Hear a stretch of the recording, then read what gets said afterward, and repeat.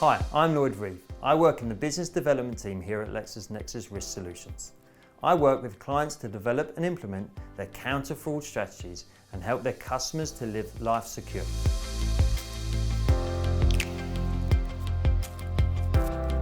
The first step is clearly to understand what historical fraud signals may have been missed.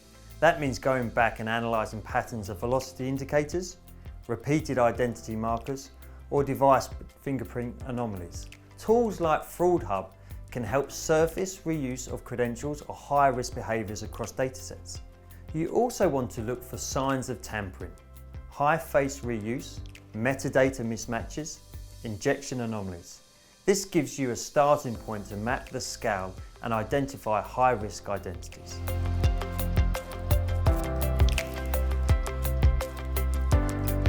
Re-verifying an identity is particularly difficult when you're dealing with fraudulently obtained genuine identities. These are documents that pass traditional checks but were obtained with fraudulent intent. Often, older systems lack robust liveness data or metadata to validate against. That makes it hard to distinguish genuine from manipulated submissions. And of course, there's the challenge of friction reaching back out to the legitimate customers to re-verify identity. This too must be handled delicately. You need a risk-based approach to minimise disruption whilst addressing the most urgent threat first.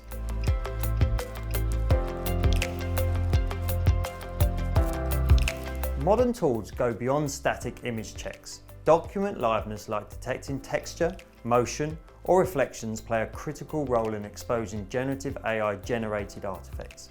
Our use of adversarial training models has accelerated learnings, and models are constantly trained across deepfakes and other alternative spoof media assets available online.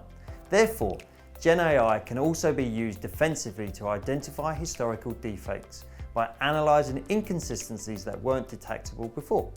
Automated workflows allow organisations to perform retrospective re-verification at scale without burdening operational teams, helping maintain continuous identity assurance and operational efficiencies necessary to compete in their market.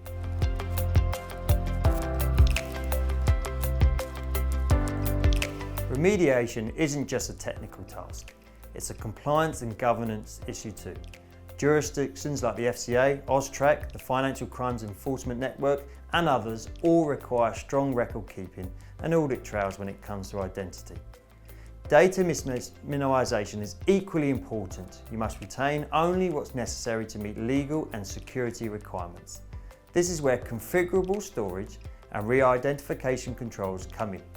Organisations should also be clear on the legal basis of re-verification to avoid privacy breaches and ensure they stay aligned with both regulatory expectations and customer trust. Deepfakes can significantly impact remediation projects, especially those involving misinformation correction, reputation management, cybersecurity, or even legal and forensic analysis.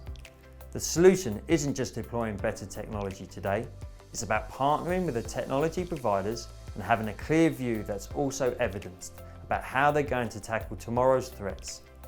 Deepfakes aren't new, but the influence they're having in the public domain raises the stakes for any remediation project involving trust, evidence, and public perception.